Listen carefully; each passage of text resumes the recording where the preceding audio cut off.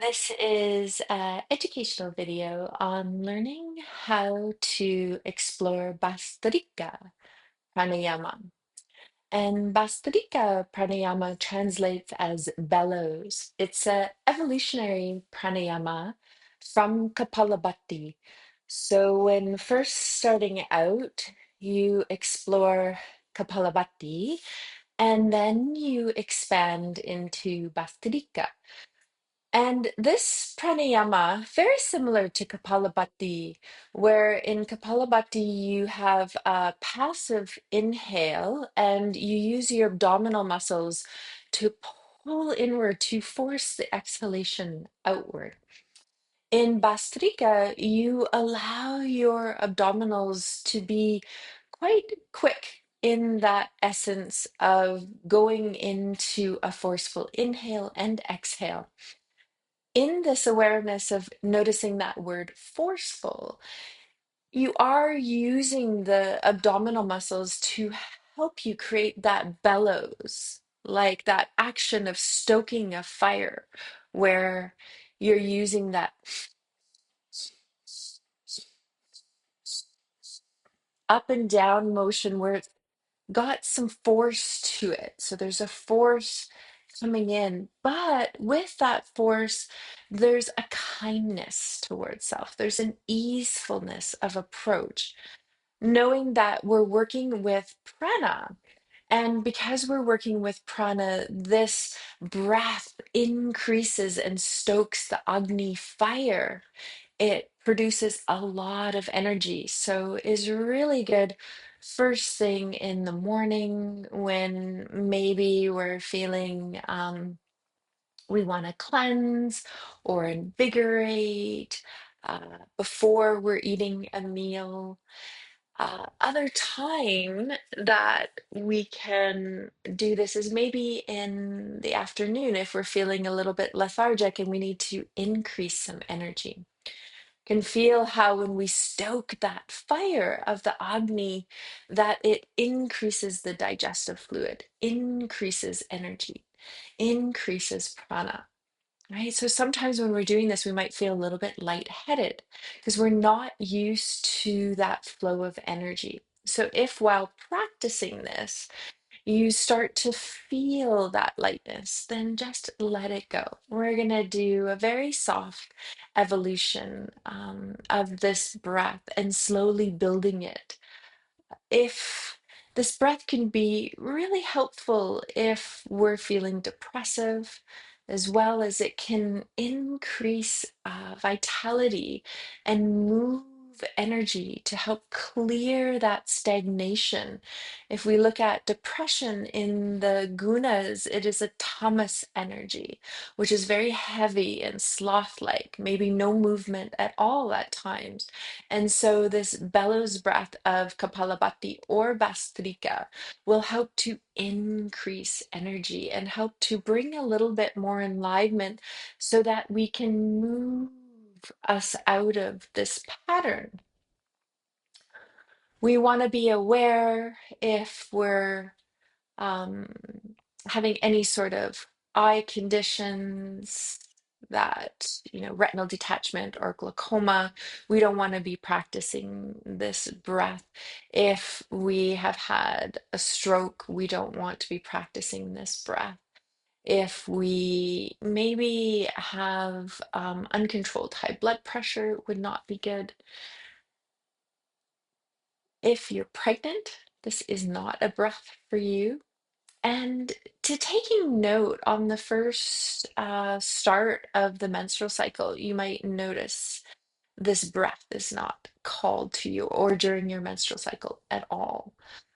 It is really good for clearing out and moving with that downward flow of energy, that apana, but also brings that other side of prana. So it increases prana, but also increases apana. So it has this balancing effect on energy and relaxation. So we can start to feel maybe with using this breath a quality of equanimity over time. And so you want to find as we go into this breath a comfortable seated position. And as we're finding a comfortable seated position, there's one more benefit that is being called in by intuitive wisdom to be shared, and that is one within our energetic pathway of the nadis, the shashimna, our central channel, and the chakras within the shashimna. Within the chakras, we have grantis, which are knots in our consciousness, in our energetic stream. And they're there also to help protect us from not getting overloaded from energy. Too much flowing through the system, which sometimes can happen. And pranayama is a tool to release impurities and help untie these knots. With untying the knots, this awakens the Kundalini energy in the body and is really helpful for awakening, right? That internal energy. And so we want to be aware when doing this that we're offering softness to ourselves. So as we find, I'm just sitting on a cushion, sitting cross-legged for me feels quite good. But if not, you might find a different position. Check how far the hands are towards the knees and the hips. So I find a distance for me in the length of my arms and my legs that having my hands a little bit away from my knees allows the elbows to find some heaviness. So we're going to go into Kapalabhati first, and that evolution of moving from Kapalabhati into Bhastrika. Sometimes these pranayamas get woven together and they're not separate, and they're just called Kapalabhati or just called Bhastrika.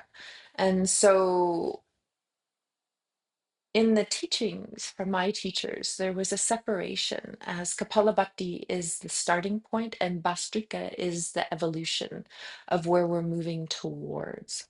So remember, if not going into this is what resonates, then just watch this video.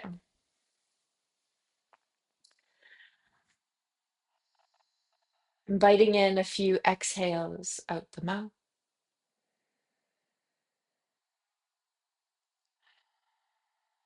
a little cleansing breath,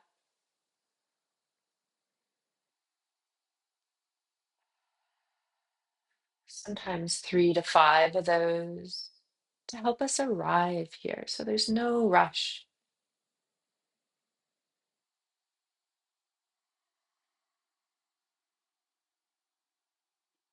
Allow the eyes to be softened. Maybe they stay open, or sometimes they like to close. So just let your nervous system decide on what feels right for you. And we're just gonna feel that diaphragmatic breath, Durga Pranayama. Just feel the belly, the rib cage expand. Maybe the breath rise up to that 3 part all the way up into the chest and the shoulder blades. Just remember as you exhale, softening the chest, the ribs, the belly deflates. And as you inhale, you can feel the movement of the diaphragm contracting, descending down. This is what expands the belly. Rib cage widens. It's 3 dimensional. And as we exhale, belly deflates and ribs gather. There's a relaxation of the diaphragm. And so when we're doing this breath, we are using the diaphragm as well.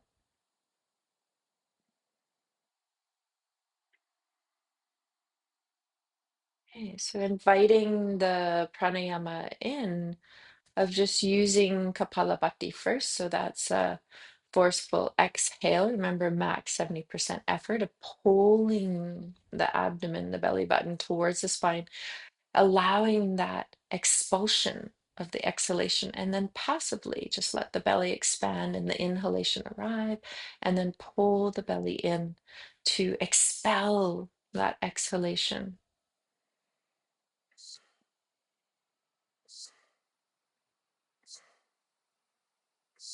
You might even feel a soft ujjayi breath coming in.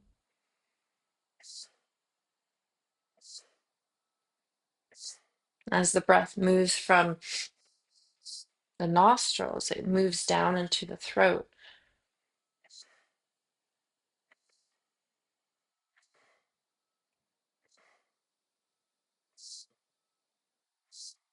And if it feels right, you can start to speed up that breath into the Bhrastrika, the bellows breath, where you're forcefully bringing in inhale and exhale, and it goes more into the nose, you'll find.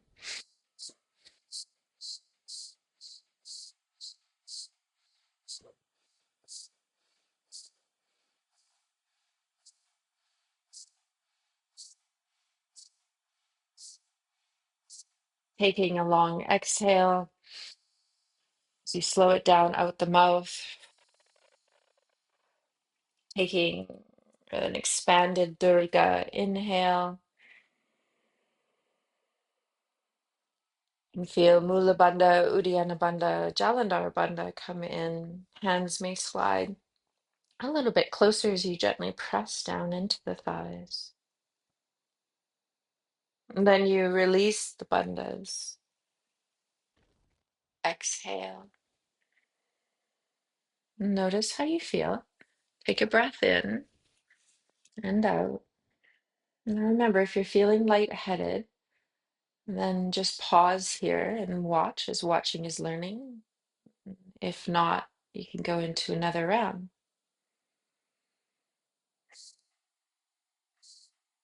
Starting with Kapalabhati.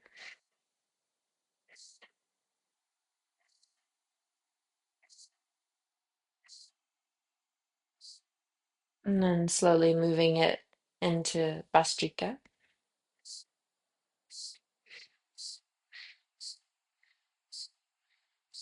You feel it coming more in the nose, like a bull breath.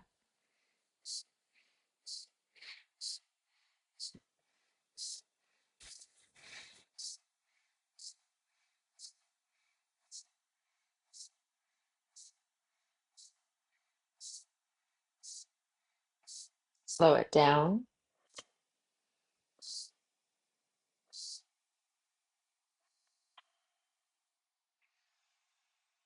Feel a deep breath. Exhale out the mouth.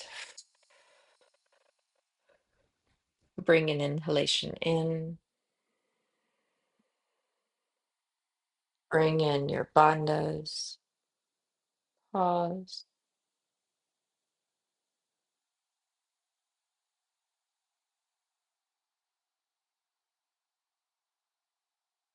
Release the bandhas. Exhale. Just breathing.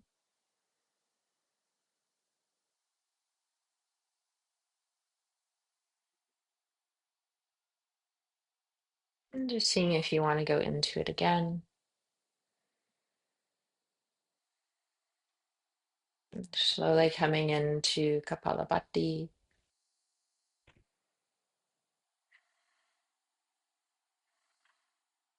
Forceful exhale, passive inhale.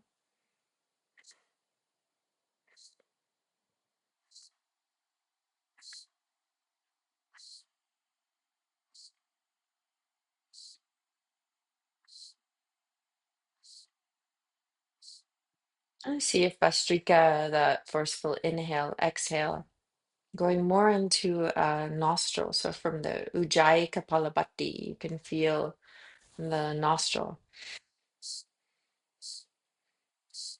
Soft rhythm.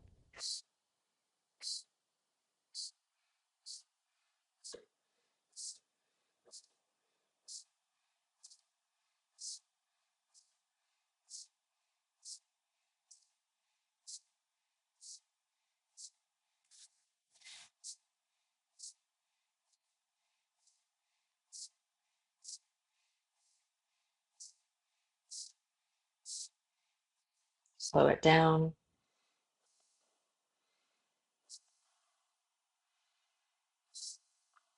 Inhale, exhale out the mouth. Her slip breath. Inhale, Durga. Mula Bandha, Uddiyana Bandha, Jalandhar Bandha, gently pressing the hands down. Soft hold.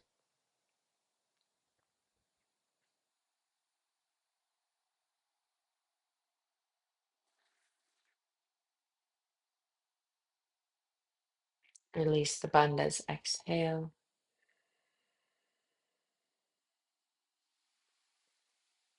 And just take a moment to notice your breath.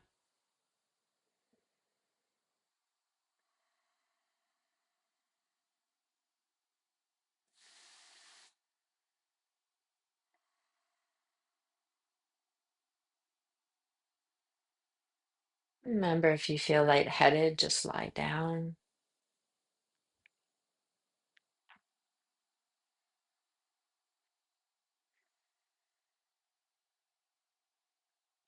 Mm.